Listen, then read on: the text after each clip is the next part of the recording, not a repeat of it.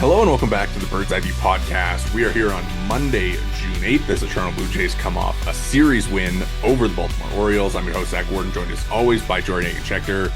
And Jori, since we spoke last week, a tough one against the Braves and then a pretty nice bounce back here against the Baltimore Orioles to come away with the series win against a division rival and stay right in the mix in the AL wildcard.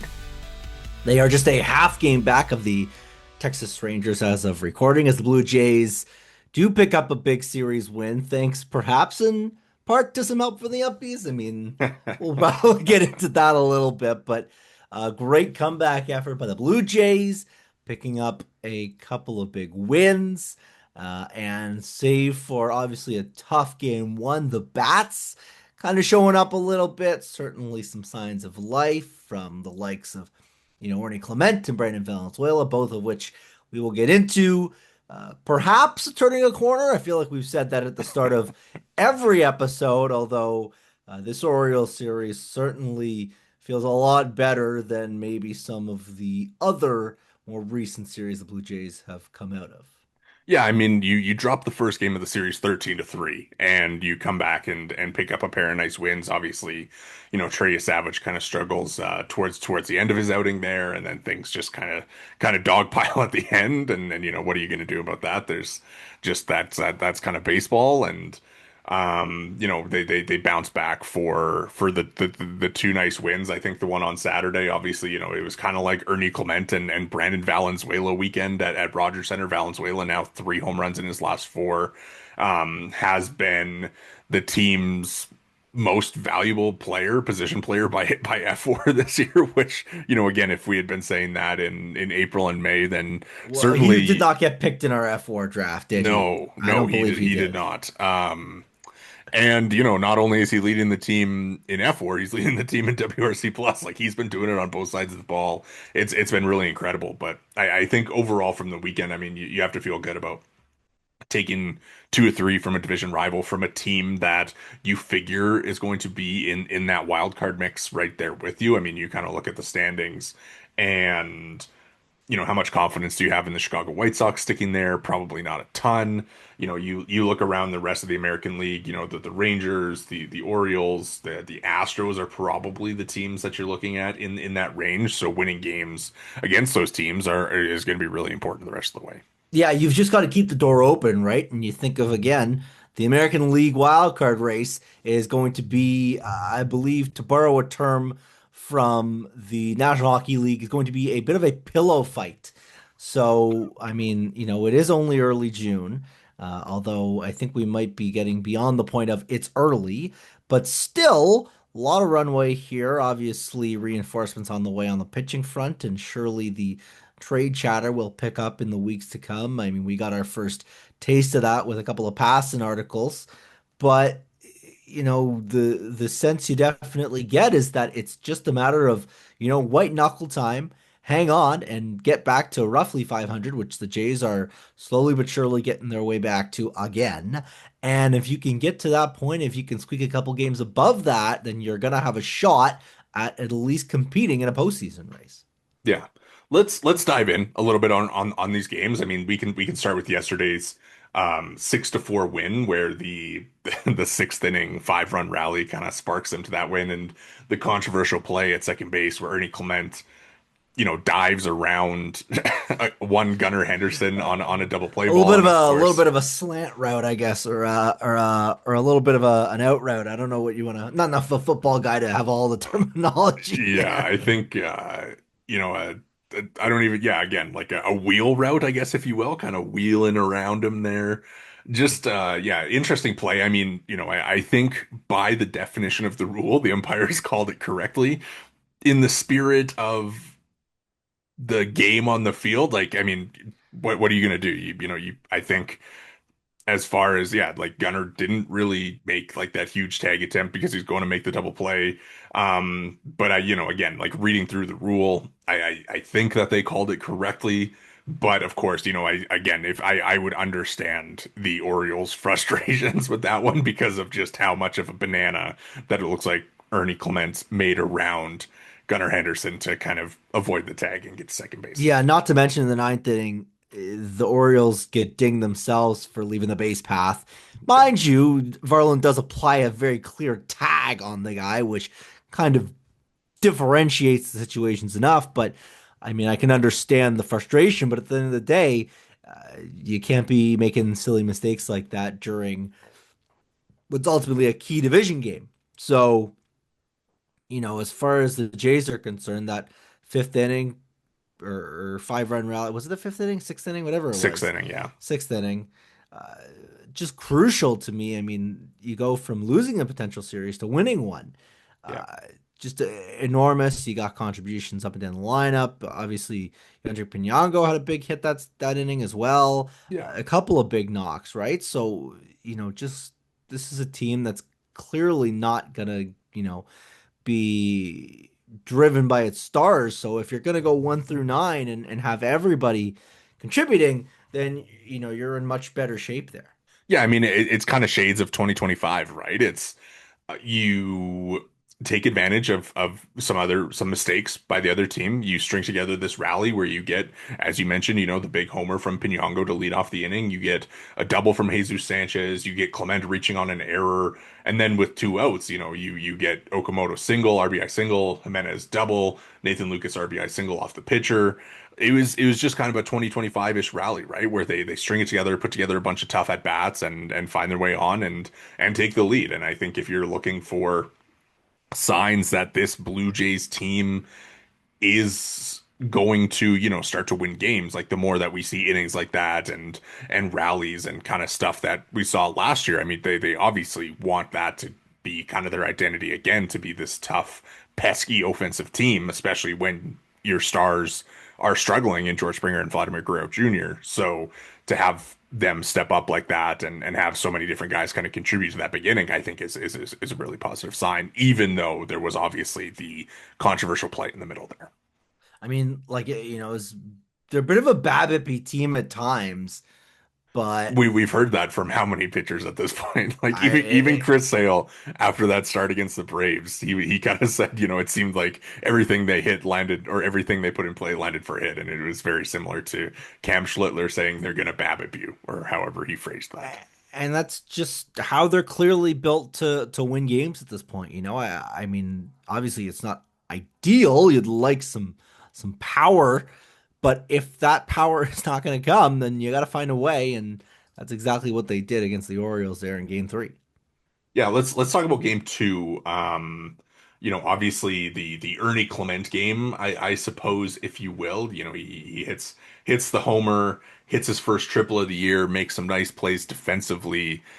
Just a really nice kind of stretch here for Ernie, who is now, one of the most prolific offensive producers on the team.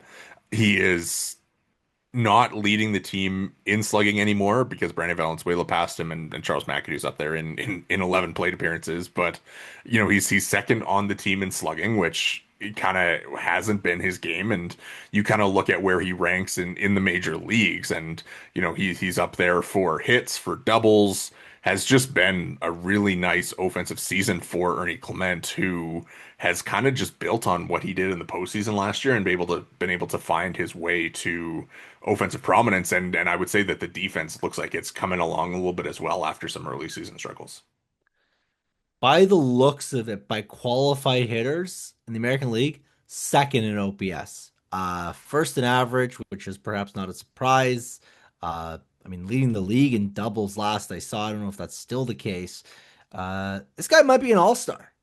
I mean, I is don't, that I, is I that don't, controversial? no, I would say that he is. You look at the, F4 leaderboards for second baseman, and he is the American League leader. He is ahead of, um, Jazz Chisholm. I guess Ezekiel Duran kind of leads that now that he's a qualified player in Texas, but he's kind of a guy that moves around a little bit. So, and Ernie has been better than Ezekiel Duran offensively, or kind of around the same level. So, will be kind of interesting to see how things all play out there in the voting. Obviously Ernie will get a very large boost from the Toronto faithful, but to me, I think you look at the 306 average, the 460 slug, just how many doubles that he's hit. Like this has been kind of maybe the most all-around second baseman in the American League. I mean, this has been the probably the best version of Ernie that we've seen this side of obviously postseason Ernie in 2025.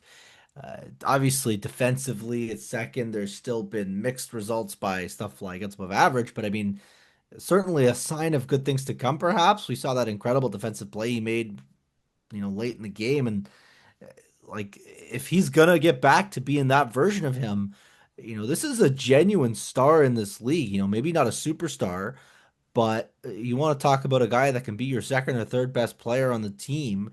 If he's going to be hitting like this and the defense is going to kind of elevate back to the point where he is among the league's, top defenders, suddenly you can start to have some really interesting conversations about him as a ball player because, he's just been so incredibly valuable for these Blue Jays. Yeah, it's funny. I mean, just kind of picking, arbitrary endpoints, but since May 9th. So basically for the last month, he's been a 162 WRC plus hitter, 350 average, 573 slug to go along with a 368 OBP. Obviously, a lot of that is batted ball driven because he's only running a 2.8% walk rate. But, I think the fact that he has kind of been a stabilizing force for this team has been so important, especially when they need offensive contributors. And, even if you want to look at kind of the defensive side of things too. We know that the metrics are kind of down on him so far this year.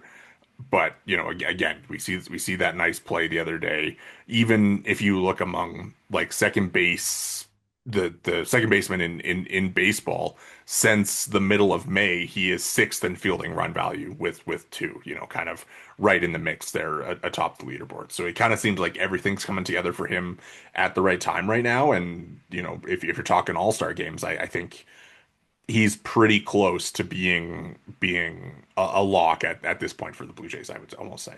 Yeah, I mean, he might be their only representative there, but Well, I that think might I be a think different Louis discussion Varland will altogether. be. That's probably fair. And also, if we want to talk popularity contests, it'll probably be. Anyways, point Yeah. being, this looks like an all-star second baseman, which is really saying something. Yeah, it's funny because Blake Murphy was on Jay's Central the other day, kind of talking about how Ernie just has like this perfectly designed swing almost, right? Where, he's not going to be a world beater. You're not going to look at his baseball savant page and be taken back by how much red there is. He is a guy that is going to hit the ball, just kind of into the part of the grass where nobody's going to play, right? Like he has a really good squared up percentage. Obviously, he doesn't whiff, he doesn't strike out. You kind of look this the sweet spot percentage is pretty good. And, for him to be a guy that's just able to kind of continuously find green, I think you kind of look at what he did last year, what he did in the postseason. It's almost a skill at this point, right? Where he's able to, beat the beat the sample size noise of, higher BABIPs and being able to kind of hit the ball in that space, whether it's pulling it down the line, as we've seen for many doubles this year. Obviously it's an opposite field triple, which is kind of crazy, but you look at his hit spray chart, and a lot of it is down the third base line, down the left field line, or in front of where outfielders are going to play. Like, no one's going to confuse him as a future Hall of Famer or nothing, but you think, and there's a lot of kind of prime Luis Arias in there, and people will say that derogatorily about a Vladimir Guerrero Jr. or whatnot, or myself included. But at the end of the day, if he's running like a 350, whatever it is on base percentage, 330, whatever it is, even if that is batted ball driven, if he's going to do that and get on base in an effective clip and hit for doubles like he has, again, to me, that's a ball player. That's a guy that you can really kind of bet on to be a important supplementary piece of your lineup. Now, there's a reason the Jays are currently under 500 with him as their basically second best hitter. He's probably not the guy you want to be your second best hitter on your major league team, but he is very clearly a guy that is kind of an ideal supplementary dude. Yeah, it's funny. So I just pulled this up. Obviously last year he had pretty dramatic lefty righty splits, right? I mean, you look at it, it was a 146 WRC plus against lefties and a 75 against righties.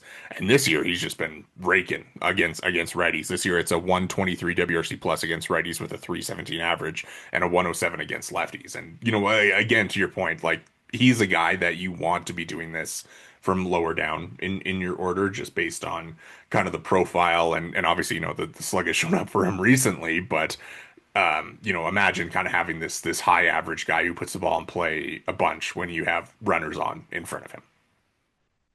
Be nice if a couple of key cogs at the top maybe picked it up, but nevertheless, I mean, can't fault Ernie for how this season has gone because he is, I mean, been one of, if not their best infielders, and probably one of their best players overall.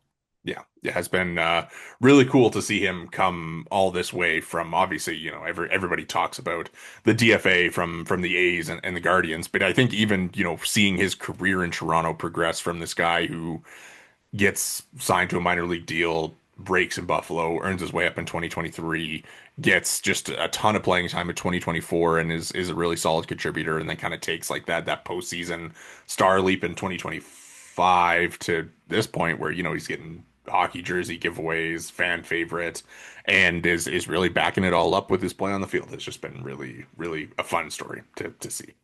Yeah, he's been everything you could possibly ask for out of him. Yeah.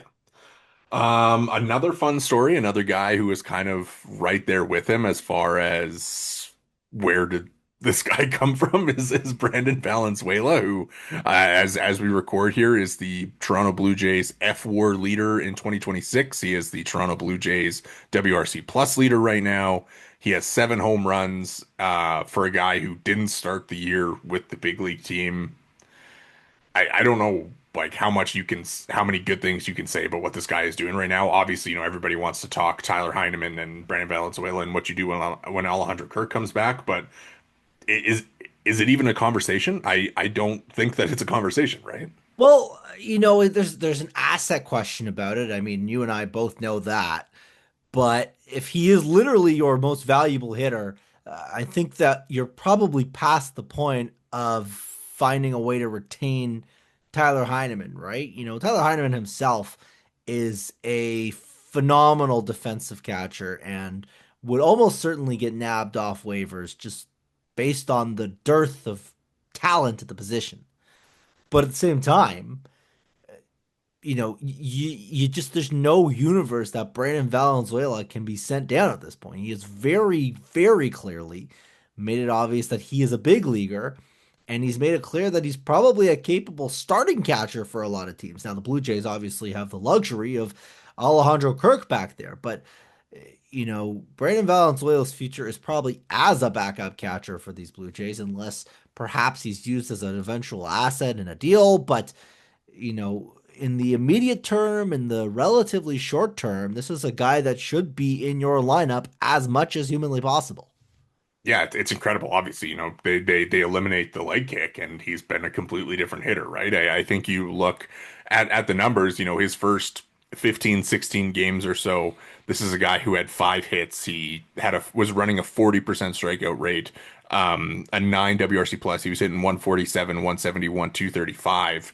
And ever since then, it's a 3.0 or it's a 296 average, a 4.02 OBP, 580 slug. The strikeout rate is down to 16.5% since basically the end of May. And you kind of look at, the other numbers too, like it's a 43% hard hit percentage, a 415 ex WOBA. Like it's not fake what he's doing. It's been real. And for a guy who never really seemed to reach these types of highs in the minor leagues, it's incredible to see how both the approach, the quality of contact, and just the general level of at bat has developed for him here in the last 2 months, basically.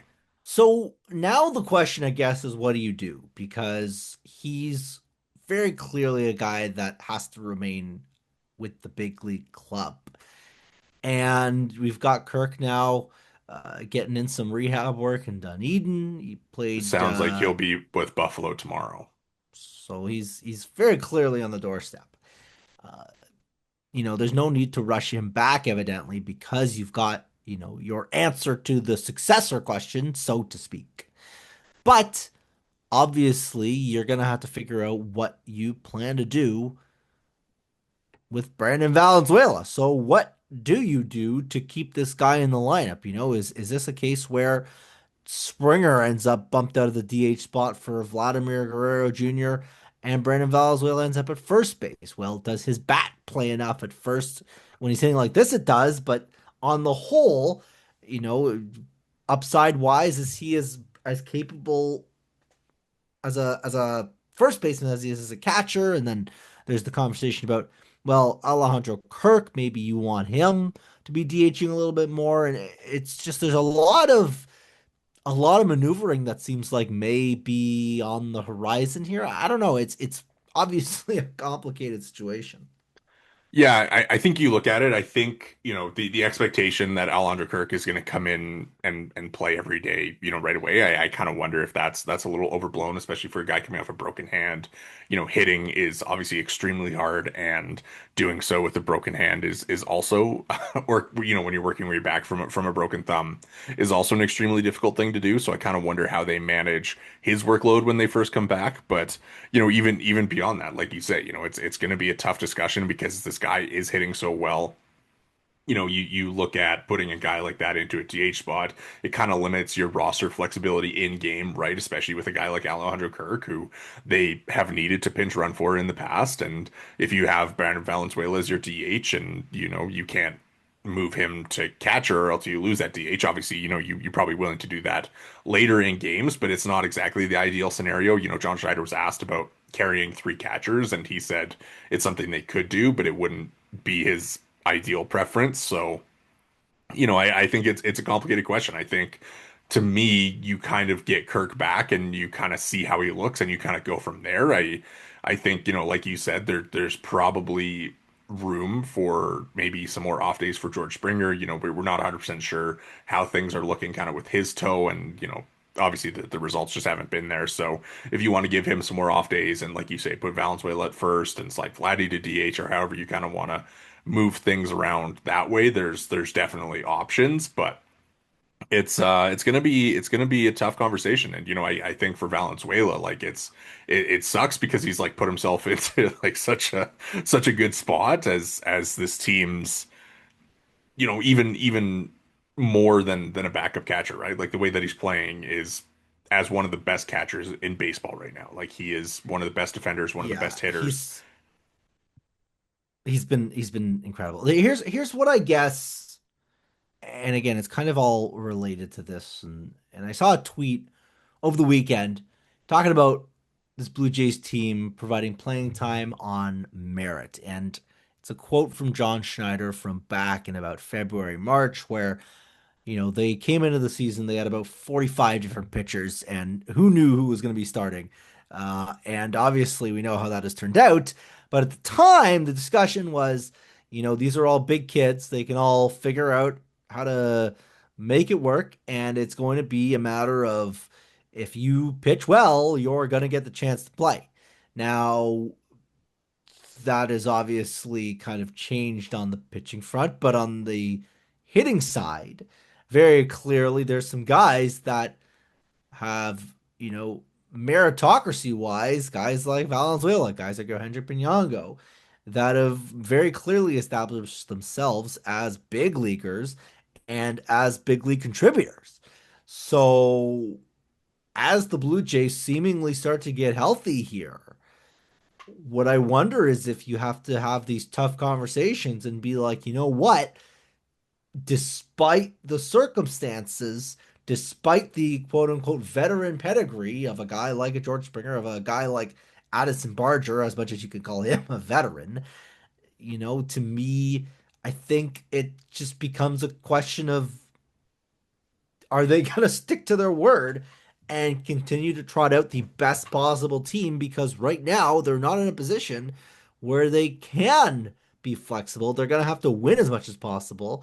And the best version of these Blue Jays seems like it has Brandon Valenzuela either starting at catcher or in some other position at either first or DH or whatever, and Yohendrick Pinango either at DH or in left field or perhaps in right field.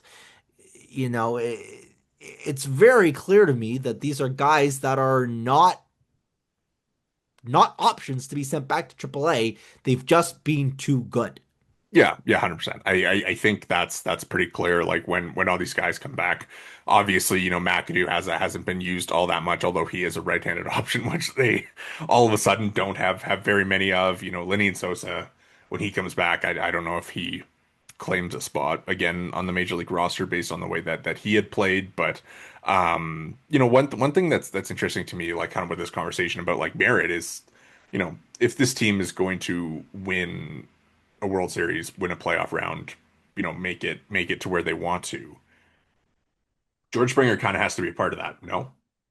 Like you need George Springer to be a productive player for them to Well, get where they want to go. hold on, because there's two different discussions here. There's two discussions which are he has to be a productive player and he has to be last year's George Springer. No, I think it's just And a productive player. I think last year's George Springer is what does him as a productive player look like? Because to me, George Springer is a productive player. You know who that looks a lot like? It looks a lot like Yohendrick Pinango. It's a, high 700 OPS. It's an average in the high 200s. It's a guy that shows some extra base pop. It's a guy that's got really no defensive home. You want to talk about we've got the best version of George Springer at home. It's Yohendrick Pinango, I no? I don't agree. Honestly, I think Pinyango is a totally different hitter than Springer. Like the Springer when he's at his best, or even like whatever, 70%, 60%, like that's a guy who provides you a better quality of an at bat than a guy like Pinyango. And I like no hate to Pinyango. He has been terrific. His quality of at bats have been really good, but that's not a guy who's working a ton of walks, right? Like last year, and for Springer's whole career, we've seen him be a guy who's able to work a walk, work an at bat, get on base. And obviously Pinyango has been hitting the ball hard and has been a really nice story for these Blue Jays, but also kind of with him at his best, he's not a guy that's hitting the ball in the air like George Springer can. He's not a guy that's springing for extra bases as often as a better version of George Springer can. So I think that again, for this team to be kind of this contender later in the year, like having a George Springer who's at, whether it's leadoff or not, who's able to be in your lineup and doing damage, hitting the ball in the air, and providing this team something that they really don't have. It's kind of been one of the complaints about this Blue Jays team is they're not slugging, right? And Pinyango, as we sit here right now, it's a 301 average and a 456 slug with the 155 ISO. Like it's been a really good hitter, but I just think that the high level impact that they are going to need to be a contender, it probably isn't coming from that spot. But is it coming from George Springer? Well, that's the thing, right? They kind of need it to. But again, my question is, will it come? To me, the So, answer seems like no, but well, it seems like you well, still no, no, no. I believe. mean, like I think that there's a question of for this team to win, they need George Springer to be better, which is like a no duh statement. But also, if they are going to like, can they win with George Springer on the bench? Yes, yes, I 100% wholeheartedly believe that. So You don't you believe that. so I just think that the level of impact, right? Like there's such a higher ceiling on the team with a good George Springer. And like what is this team ceiling if your lineup is Yohendrick Pinango, Brandon Valenzuela, Alejandro Kirk, Vladimir Guerrero Jr., Kazuma Okamoto, Ernie Clement. Like if that's the top It's of your probably, lineup, but here's the thing. That team is probably at its best an 85, 86, 87 win team.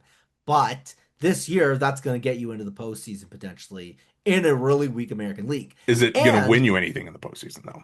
I think at this point, I don't think that they can have that discussion. I think that if you want to talk about going out and getting guys that are going to win you series, then that's a different discussion altogether because the guys in the clubhouse right now, I don't know if that's a team that's going to win you a World Series. It might win you a wild card series, and it may even, by some improbable stretch, win you a division series. But it would be really hard to take any team 7 games and go out and beat the better team and win.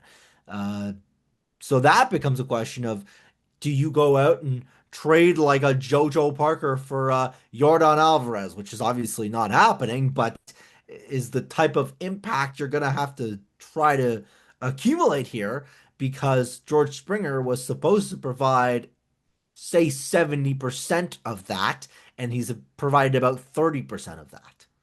Yeah, it's an interesting conversation. I think when you kind of look at where they stand, I think the floor versus ceiling thing is kind of real with, you know, George Springer has been good in recent history, the Blue Jays have been good, right? And obviously for him to have this level of struggles this year has been pretty disappointing. And obviously it's the last year of his contract and all the other things that have come with that. And we'll kind of see how it goes. I would imagine that the leash there is going to be pretty long based on what they are going to want. Like maybe I could see them sliding him down in the lineup eventually, but I still think we are probably a couple months away from him like being like dropped from the lineup really. But is that a case of a lack of options? That's what I would say. That's what I where Yeah. I would kind of differ from you though. Because to me, this is I think what you see right now is what you get with Springer. I don't think that there is a 7, 8, 900 OPS guy coming through that door anytime soon. I don't know. To me, it seems like you believe that this is not the version of Springer that we're going to see the rest of the year. I see very little reason to believe So that we're going to get a better so version of him so in the next 2 months. so if he's an 81 WRC plus guy the rest of the way, then yeah, I would imagine that there's probably a change eventually. But I also think that from what we saw last year, and obviously the fact that he, has been swinging through a broken toe and everything, and I would imagine that there are better results coming from George Springer eventually. And it's the same thing with Vladdy, right? All Obviously, right. you're just kind of waiting Well, for that to come. here's what I'll do. Here's what I'll do. I'm going to ask you two related questions. One, how good is George sorry, how good does George Springer have to be, if we're just putting a WRC plus number, how good does that have to be for him to be you know, the version of George Springer that is acceptable for a winning ball club for this team? And we're talking WRC plus. That's my first question. And then relatedly, from June 8th through October 31st, will he have a WRC plus over 95? So from now till the end of the season is his combined WRC plus over 95. I would say over. I think, you know, it's it's a tough conversation, right? Because how much of this is he injured? How much of this is he old? How much of this is have has the league did the league find something in him? How much of this is he's a really a veteran player coming off a really deep postseason run? All of that stuff, if that stuff's real, then and if that stuff's going to continue, then obviously it's you're going to take the under. And how, but if it's the injury, if it's some bad luck, he's got the 233 BABIP right now. I, there's got to be some better results coming, right? But again, you talk about that and you kind of look at the quality of contact that he's making, and it really hasn't been there to this point, right? So there has to be a pretty dramatic change with what he's doing in the box and the level of contact that he's making with the ball. Again, I think from what we saw last year, and how much of that is still in there is basically the question, right, with him. And it's just going to be tough to kind of we were looking at it before we hit record, like kind of you look at what is different for him, and at least you look at kind of the batted ball, or sorry, the bat swing stuff, and it's all like generally in the same area. So is it a physical decline? Is it, or is it just a baseball thing and injuries and all of that? I think that yes, he will be better the rest of the way. 100 WRC plus, I can see it. And what was the other question? Well, the other question is, how good does he have to be a Yeah, guy so that's so going to yeah, contribute? so for him to be like the player that they need, it has to be, I think, almost closer to what we saw from him in his first couple years in Toronto, where he's kind of like this 140, 130 WRC plat or WRC plus bat who is, capable of hitting 20 plus home runs. I don't think that's Is coming. I is it just don't coming? see it. I don't know. I don't know. And so I mean, but like with we could have a similar conversation with Vladdy, but I think that it's clear that the physical tools with Vladdy are more evidently still there. The physical tools seem to be there with Vlad. The physical tools with Springer, I think, are less plausibly still there. Yeah, we'll see. I mean, I just think that for them to be the a contender, like you kind of need a good George Springer to lengthen the lineup and everything like that, right? So Yeah, well, it's going to be really interesting. Again, this is all related to Valenzuela and what they do with the rest of their guys. So ultimately, I mean, this may be a moot point if Valenzuela ultimately does get sent down or Pinango does get sent down or whoever. But very clearly, this is a team that has the depth to at least have that conversation. yeah, we'll see. We'll see kind of how things go. I would imagine Kirk comes back. It sounds like the Yankee series kind of seems like a natural landing spot for him to return. I would imagine that he's not kind of in there every day to start. So I would imagine, you get Kirk Valenzuela kind of sharing those duties at first, and then, when Kirk kind of ramps up more full time, then you start to look at shifting Valenzuela around and, maybe George, who knows what we'll be looking at with George Springer at that point. So hopefully he's able to kind of figure it out and put himself back into a form that is benefiting the Blue Jays. This episode of the Bird's Eye View podcast is brought to you by BioSteel. Use code Bird's Eye View at checkout for 20% off your order at biosteel.ca. Again, that's code Bird's Eye View at checkout for 20% off your order. For all your high performance hydration needs, visit biosteel.ca. Thank you again to BioSteel for sponsoring today's episode. From this Oriole series, I mean, a couple other things I think are notable. Chris Bassett's return, a nice tribute for him. Obviously, his 3 seasons in Toronto were really good. A really consistent guy. I don't have too much to say about Chris Bassett. He was obviously fan favorite. A really interesting guy to watch pitch because of just how differently that he goes about it and has success in that way. You got any Chris Bassett stuff, or you just keep him moving? I think on the whole I think it was really touching. We've heard a lot of stuff about him talking about, oh, my kid's Canadian. There's been a real very clear uh just kind of mutual kind of love, I think, Yeah, that's a good way to between put it. Bassett and the fan base, and for him to come back and get the video tribute, it's definitely a really nice moment for him, and a real, listen, Chris Bassett is kind of bouncing around at times, but to me, this guy is a Blue Jay. Yeah, no, 100%. 3.89 ERA, 95 appearances over 3 seasons, 540 innings. Like, you couldn't have asked for a better result out of that contract for sure. Another thing that happens in that Saturday game is the Blue Jays once again get to another team's ace in Kyle Bradish, 9 hits in 4 innings, 5 earned runs, 3 walks. Obviously we didn't get a chance to talk about the Chris Sale start where the Blue Jays, get to a future Hall of Famer again, and we've seen them kind of do it again and again and again this year, whether it's Bradish, whether it's Paul Skeens, whether it's Chris Sale, whether it's Cam Schlittler. I guess Schlittler kind of was good for most of that game, but then the Blue Jays eventually do get to him. But like from your perspective, I mean, is it just facing guys with better stuff like makes them lock in a little bit? Like I, what is the I difference between It's those? so strange. I mean, I don't have an explanation for it, and I don't know if maybe you do, if you think that there's something they're doing differently. I mean, clearly there's something to that where they're just more competitive in their at bats, but it's such a strange stretch here. It's been what they've gotten to Skeens, they've gotten to Sale, you mentioned Bradish, you mentioned. I'm trying to think because there was a board a couple weeks ago on the broadcast talking about this, and it has done nothing but basically solidify that as the case. They've just continued to hit good pitching and do so against everybody else. Yeah, it's so weird. I think you just kind of like it's one of those things that I don't know if it's like they lock in a little bit. They are forced to really try and get those guys out. I think, the Skeens start was really interesting in the way that they, kind of took pitches and kind of worked the count. With Sale, I think that they did a pretty good job of, not expanding all that much. Obviously, they've expanded quite a bit this year.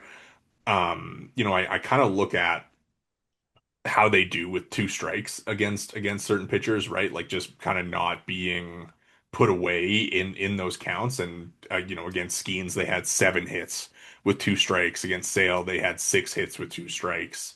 And it's that's a pretty good result for them against guys like that. And for Bradish again, it's a guy that obviously they're very familiar with, but just kind of an interesting trend and one that they'll hopefully need to continue this week as the Phillies come to town with Christopher Sanchez, Zach Wheeler, and Jesus Luzardo on the Just mound. bizarre. Sandy Alcantara, another guy that we hadn't mentioned as a guy that they got to. I mean, I'm just going through here. It's just they've gotten to Reed Detmers a couple times. I don't know if you want to count him as an ace, but there's some good pitchers here that they've gotten to, and I don't know if there's a good answer to it, but nevertheless, it seems like whatever they've been doing is working.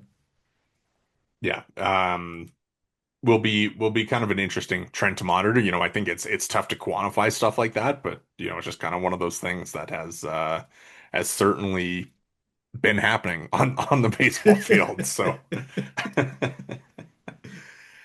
To continue kind of going back through the series, Spencer Miles has a really nice bounce back.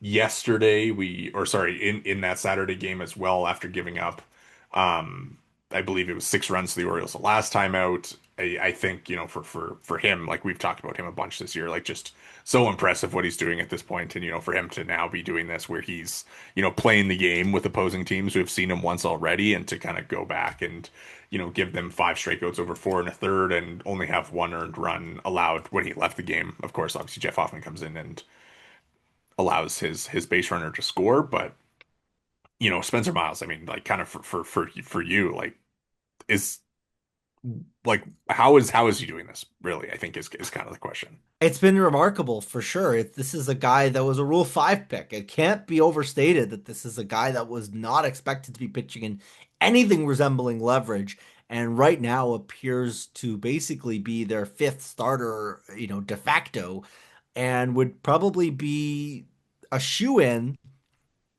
if not for obviously the injury concerns of years past. Now, we kind of had this discussion just now with the offense. It seems like now is as good a time as any for the pitchers because everybody is basically on the horizon. You've got all these guys likely to slot in the next week. You've got Cease back. You've got Scherzer likely back. Bieber's likely on the horizon too. He's not as imminent, but surely seems like he is likely to come within the next couple days. Uh, so, I mean, Spencer Miles isn't going anywhere, but who is?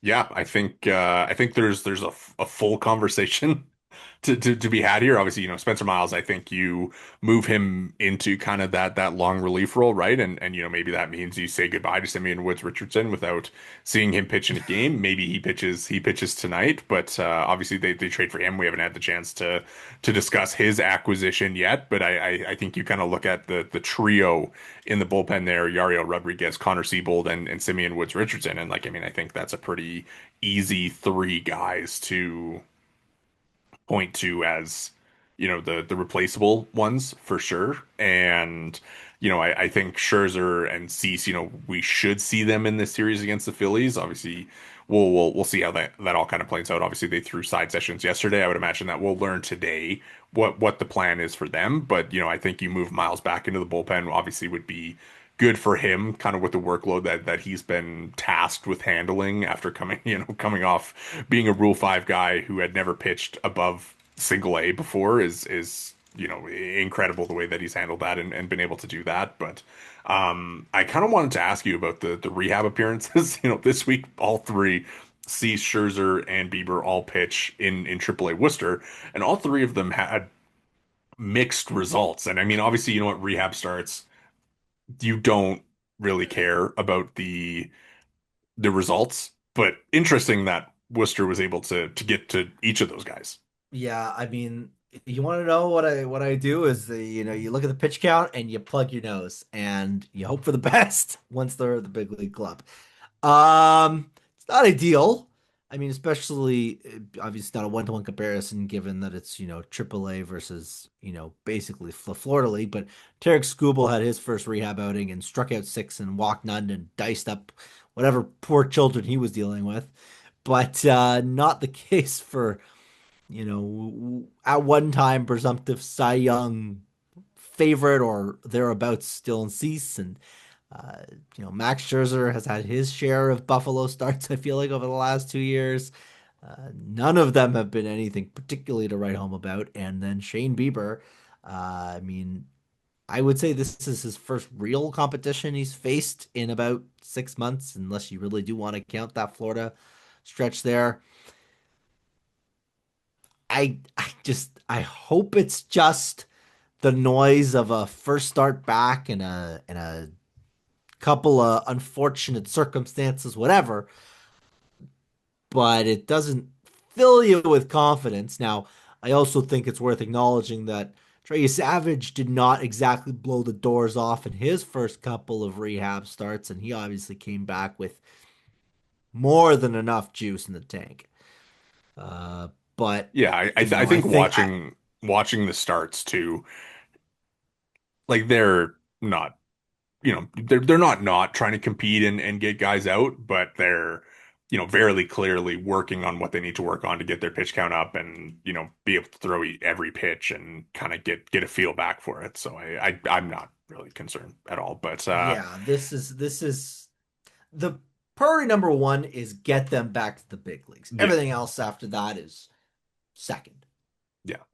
We'll see kind of how they all fit in. I mean, for you as they come back, is it who are the two guys that you're replacing in the meantime when they when they I when mean, they're done? Yariel is my first choice. I think. Unfortunately, that one seems like it is an experiment that is thoroughly concluded. Is that the end of the Ariel Blue Jays Barring stint? barring a September call up because they've traded away everybody, I don't really see a universe that he's a guy that gets very much in the way of big league runway to this point.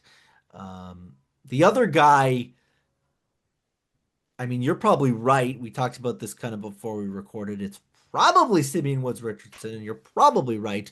I would very much like to see him pitch for the Blue Jays, if nothing but for the novelty of it. But this is probably a guy that is keeping the seat warm for Spencer Miles once his ultimate demotion in very light terms to the bullpen ultimately takes place. But I guess we'll see. I think it's probably probably those two, but I mean, Connor Siebold is maybe in that discussion. Is there anyone else maybe in that discussion I'm not thinking of? I don't know. No, the rest of the bullpen is Varland, Rogers, Fisher, Hoffman, Fluharty, Mako. Which is, I mean, no one's going anywhere. I mean, Mako, if you really want to run one lefty, which doesn't seem like it would make much sense. It's funny that, Yariel, Siebold, and SWR are all out of options or just don't have options. So you're basically losing losing them. Yariel would clear because he's got the contract, but um, I mean, yeah, kind of such is life as a fringe major league reliever, I Yeah. suppose. I do think that Simeon Woods Richardson, listen, like this is a guy that clearly does not have it this year. Not of a particularly significant surprise that he would be one of the first guys to go. But I don't know. I'd like to see him in a game. Uh, this is a guy that's been productive at the big league level not all that long ago. Not necessarily as anything special, but certainly passable. And I mean, could it hurt to see what you got here? I mean, he hasn't pitched out of the bullpen this year, has he? I He did I a don't couple times know. for the Twins, but I don't know. If nothing but for the novelty, everyone wants to see the new guy, and I suppose myself included. the new guy, the new- I know the the new guy old who's the same as the old old guy new who was guy. I know. They seem to be doing that a lot these days with the whole relievers coming back after coming up as a top 100 prospect. The whole Hoffman and Simeon Woods Richardson. Yeah. Nate Pearson. Check that guy's availability. I think they're pretty happy with Pinyango on that side of things. I'd say The one that's thing I'll fair. say with SWR is like you probably wouldn't hate if he were a guy that would like clear waivers and accept Yeah, a yeah. train to Buffalo. And I don't think it's impossible, but I also think that, anytime a pitcher makes their way through the waiver wire, it's Anytime that a pitcher with hard a to 7.74 ERA and 87 stuff plus hits the open market, you gotta give them a shot. Yeah, I guess we'll see. Probably not destined for a very long Blue Jays tenure, uh, but you never would know. be fun He to might. would be good to get him into a game, I suppose. Yeah. Last thing that I did have here, obviously, we kind of talked about the wins and kind of some stuff around it. Obviously, the game one loss of the series where you Savage kind of gives up a bunch of runs in the sixth, and then Seabold and Uriel give up a bunch more runs in the eighth and the ninth. But I kind of want to ask, you Savage a couple shaky ones in a row. Obviously, last time against the Orioles, he walks seven, but gets a bunch of double plays to kind of escape and only gives up the one earned run in that start. And then, for this one where he seems to, kind of cruise through five and kind of really locked in after giving up the first inning homer to Adley Rutschman. Concern level with you, Savage, or just kind of that's baseball and he was going to have a rough start eventually?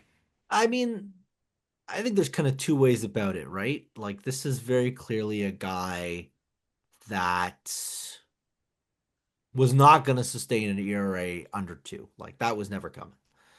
Uh, but I also do think that there are not even like concerns. I mean, the walk rate obviously remains, uh, I guess, problematic would be the term I would use. Like, this is not a guy that's necessarily struggling by any means, and still just 22, right? Like, this is a rookie. This is a guy getting his first real taste of the full rigors of an 82 game season. Um, I don't imagine that this is his body starting to kind of push back a little, if you will, or anything of the sort. But I mean, it's up to 40 innings now. Uh, I think we had talked before the year that it seemed like it would be a lot to ask him to go more than like 120. Is he hitting kind of the midway mark where there's a bit of a lull? I mean, I don't know if I've got necessarily an answer, but certainly something that makes you perk up. But I think it's just too early to panic about a guy that's still rocking a ERA in the mid threes. Yeah, and the FIP is in the low threes. The xERA is still below three. Obviously a couple shaky ones in a row, but for him, I'm not, super concerned at this point, right? Like concern level there is like a three. Like last year, we had the Savage meter for do we think Is we'll he gonna see get him? called up? I think the Savage Concernometer, I don't know if that'll become a repeating topic on this podcast, but I would suspect that one is going to remain pretty low for the bulk of this campaign, barring another two or three real significant blowups here in a really short span of time. Yep. He's a good pitcher, and good pitchers get hit, as we just discussed with the Blue Jays every once in a while. So, and again, Christopher Sanchez tonight going to be quite a challenge for the Blue Jays. But for you, kind of heading into this Philly series, any expectations? Obviously, Sanchez, Wheeler, Luzardo against Corbin, supposedly Cease and Scherzer. The return of Don It's not Mattingly. ideal. It's definitely not ideal. Uh, but at the same time, we just talked about how they have been getting to aces. Uh, I don't think that I'm per se expecting uh, them to knock the Phillies around, but this is very clearly not the same Phillies team that was playing under Rob Thompson. They've picked it up to a considerable degree. and they're going to be putting out three real tough spots against these Blue Jays. Uh, Have you I seen don't what's going on know. with the Phillies offense? I don't believe so. So so let me read you their top five WRC plus hitters, or their top five hitters by WRC plus. Number one, Kyle Schwarber, 156. Number two, Brandon Marsh, 145. Number three, Bryce Harper, 141. Number four, Alec Boehm, 77. Number five, Bryce Stott, 77.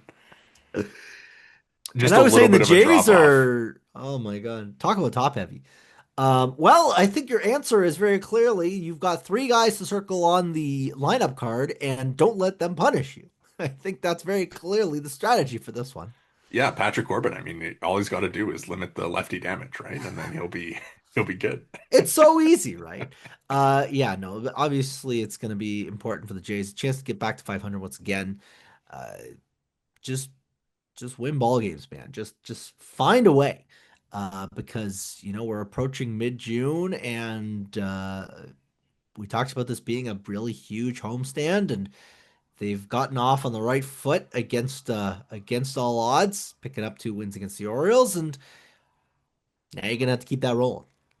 Yep, should be an entertaining series. Always fun to see the best pitchers in the game, and obviously maybe it helps the Blue Jays lock in as it has recently. Anything else from you before we run Philly series, Jays in general, overall thoughts of where they are? Anything else? Just gonna have to keep winning. Just keep winning ball games. Yep. All right, that is going to do it for us here today at the Bird's Eye View podcast. Make sure to hit the subscribe and like buttons if you're watching on YouTube. If you're listening along on the audio provider of your choice, make sure to drop a follow and review. You can follow all of us on Twitter. I am at Worden_Zach. Jori is at Jori Negin-Shecter, and the pod is at BEV_pod. Thanks so much for listening and enjoy the games this week.